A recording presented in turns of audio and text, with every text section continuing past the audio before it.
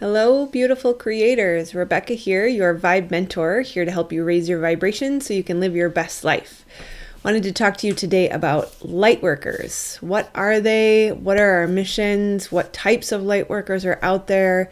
And how do we fulfill our life mission? So, our souls incarnate with a certain purpose. And for the purpose of a Lightworker, it is to be of service to the collective and to the planet.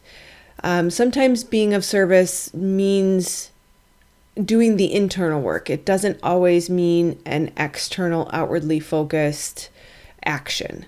Sometimes the action is maintaining our own vibration. Sometimes it is dealing with traumas. Sometimes it is raising the health and wellness within your own body so that collectively we can heal. So what you do for yourself also serves the collective whole. When we are activated, that's when our spiritual gifts come online. But we can't necessarily become activated or fulfill our life's mission if we are too bogged down in emotional trauma or negative mindsets. So a lot of times people will hear me speak about raising your vibration so you can live your best life. And yes, your best life is the highest potential, and that does incorporate your life's purpose. And as I say in many of the videos, that everyone is born with a purpose. Whether or not you're a light worker, you are a critically important piece of the whole. You are here for a reason, and the world needs that special gift that only you have.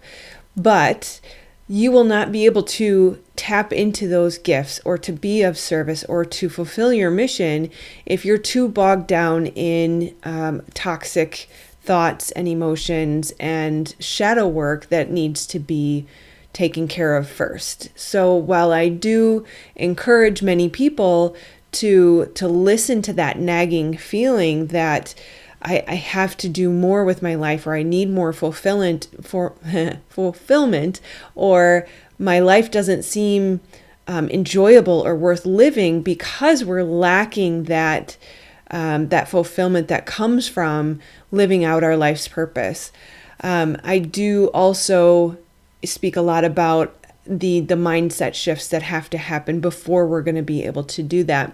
And so I want to be very careful when I talk about this, that my suggestion is that not that you immediately go out and start trying to find your life's purpose, that really what we need to do first is work on the internal environment and clarify and purge and purify ourselves both emotionally, physically, mentally, and spiritually, so that we can become free of all that holds us back and holds us down. And when we do that, that's when our life purpose will start to come to us. Even if that only means, being a grid worker and just meditating and maintaining that high vibration and holding the light for people. And we'll get into that when we get into the different types of light workers. But knowing that the fulfillment that we're looking for and the reasons that we numb out come from a lack of not serving our purpose, it also we are also prohibited from that because we have not cleansed and purified our internal environment. Typically, when we start to purify, when we start to purge, when we start to see our life mission come to us, it's because we've started the awakening process. So as part of the awakening, as I said, it requires a purge, and that means letting go of all of those limiting beliefs and the things that no longer serve us, the things that weigh us down and consume all of our energy, especially mental energy. When we constantly get stuck in these negative loops, that's going to hold us back from our life purpose and enacting our mission as a light worker and why we came here. Like I said, the purge is emotional, physical, mental, as well as spiritual. So we have to make room in our body. So when we purge, we're emptying up space. We're opening up space, emptying out the junk and creating room. And nature abhors a vacuum. So when we open up space, it can then be filled with light and purpose and fulfillment and joy and all the things that we deeply desire. Often when people are searching for their mission and it feels kind of desperate, when we are eager to find it, and there's this constant almost obsession with what is my purpose, that comes from a lack mentality, or this feeling of lack, where it actually is an emotional issue or an internal issue that needs to be addressed. And when in any case, when we find ourselves looking for something outside of us to make us feel better, that's an indication that there's something inside of us that needs to be addressed. And really the work has to start internal, and then it will manifest on the outside. So it's an inside job, and when we take care of the inside job, that's when we can start to live the life that we want and see the external manifestations of the work that we've done inside. So as with many things, I also have talked about this previously, but the term 2 steps forward, 1 step back came about for a reason, because this is our typical process in life. If you've noticed, oftentimes when you learn a lesson, you have to learn it once, and then you kind of hit your head against the wall again, and then a couple more times, and eventually you get the lesson. And so it's not an immediate integration. It takes some time of kind of that 2 steps forward, 1 step back. Also with astrology, planets retrograde. So we cover this territory, we learn something, we say, hey, wait, there might be something here to review. We go back over it, we kind of learn a few more things, and then we try it again. And that, you'll notice as it moves forward in that final phase, it feels easier. It feels like we've integrated more of the lesson. And it's the same thing with understanding your spiritual gifts and cleansing and purifying and awakening, so that we can enact our mission and fulfill our purpose. And so there's going to be that inside work that needs to be done, and then we're going to have a time of expansion, and then we'll have to go back inside and do some more work and have more expansion. And so expect and know that when you have these moments of pulling in and feeling like, hey, didn't I learn that lesson already? Or I thought I already, overcame that obstacle. It's totally normal. It should be expected. In fact, embrace it and say, okay, this is a time of rest. This is a time of healing. It's a time to go within, and then know that that time of expansion and outward momentum will come again soon. So let's jump into the different types of Lightworkers. The first one I have on the list is a seer, or in some cases they're called psychics or mediums or clairvoyants, or all of the different clairs, and I'll do another video on that. But usually, and I should preface this before we get into the list, that you may have one or many of these spiritual Lightworker gifts that you're capable of. You may feel stronger in one for a time and then stronger in another at another time. You may move back and forth or integrate a few of them at a time. These are not necessarily, you're not limited to one at any given time or in any lifetime. So seers, mediums, psychics, they tend to have a very open third eye, crown chakra area, where they're very open and available to divine guidance. Messages from the other side are common for them, and they are capable of guiding others in the right circumstances. Now, I always say this with caution, because all you need is within you, and you should be following your own internal guidance. But in some cases, certainly all of us will go through a time where we need some assistance, and we need someone to help us tap into that guidance. And that's where this type of work can be beneficial. 2 is dreamers, sometimes also called astro travelers. They're often artists, inventors, creating new technology. If you've ever heard of how Nikola Tesla came about his inventions, he actually would see them in his mind's eye or dream about them before he would build them in the physical world. And he would solve the majority of his problems in his mind before he would actually build them. And so to be able to cultivate that skill is something that would probably put you in the dreamers category. Third is manifestors. Certainly, I start with all my videos saying, hello, beautiful creators, because you are a creator, whether you know it or not, you're always creating. And it really is a question of, are you aware of what you're creating? Are you creating a life that you love, or are you creating on autopilot and by default? And unfortunately, that usually means more of the past, because that's how the mind works if you're not aware. Manifestors, on the other hand, they may go through a period of that, but at some point when their spiritual gifts come online, when they start to awaken and they're enacting their gifts, especially consciously, their gift is to create for the collective whole positive change, positive experiences and events, things that will help catalyze our shift from our current more negative state to the higher vibrations that we are moving towards. Number 4 is unifiers. They can see how everything connects. They can kind of connect the dots and bring together different pieces of wisdom or spiritual laws or truths or different connection points in between different types of information that may not necessarily be related, where they can help guide people and find the nuances in the language and make it more relatable and digestible and understandable for other people. Number 5, light keeper. A light keeper holds the light. They do not let their light dim.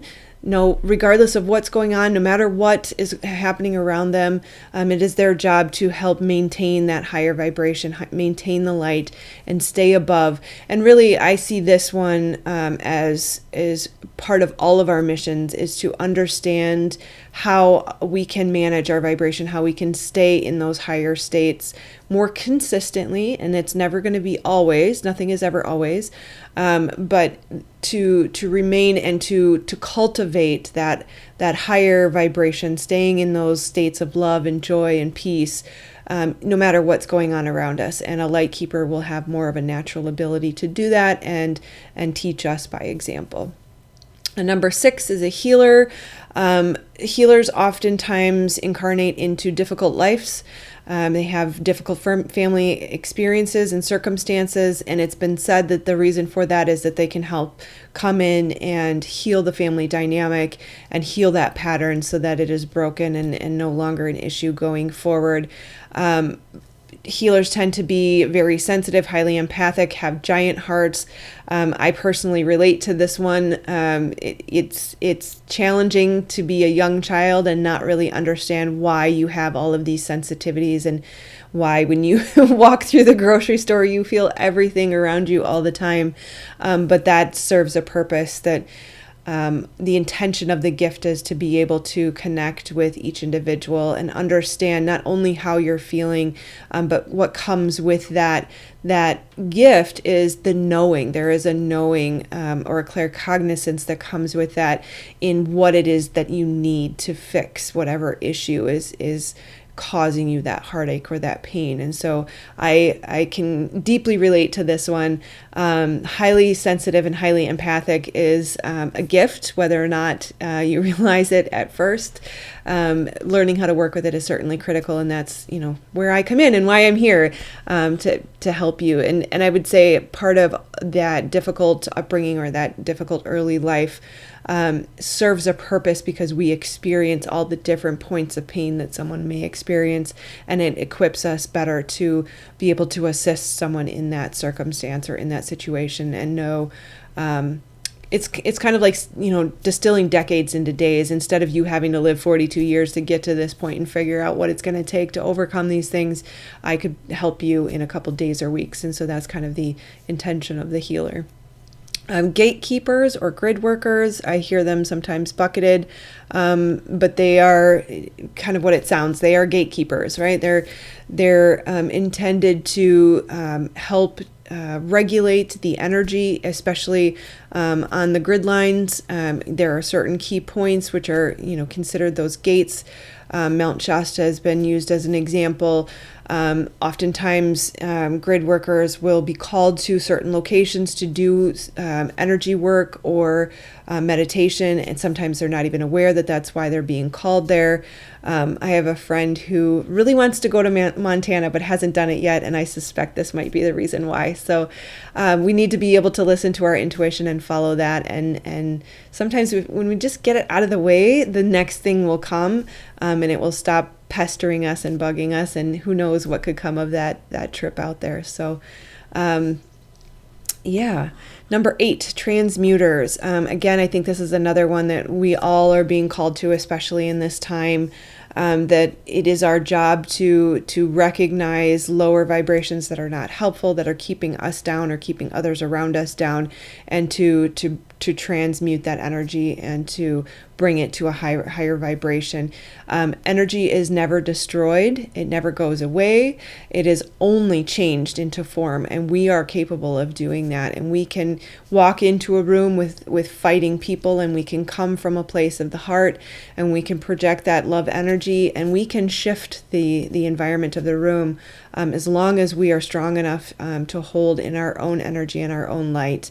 And I did another video coming shortly. You'll see where I challenge you, and I'll do it here as well. I challenge you to check it out. Try to use your love, use your heart, and see if you can subconsciously just send love to someone. Imagine pink or white light, imagining your heart. There's an energy field around your body, your brain, your heart. Of course, your heart is the biggest, but imagine that energy field just getting bigger and bigger and bigger, and you're sending the love to everyone in the room, and you don't have to say a thing, just watch what happens. You could also, if you have a fight with someone, while you're away from them, have a conversation with them, coming from the heart. I love you, I'm sorry, I wish I didn't say it that way, I didn't mean it that way, and just work it out through the heart as you're away from them, and see if your next interaction with them is any better. You could also just send love to a friend and see if they call you.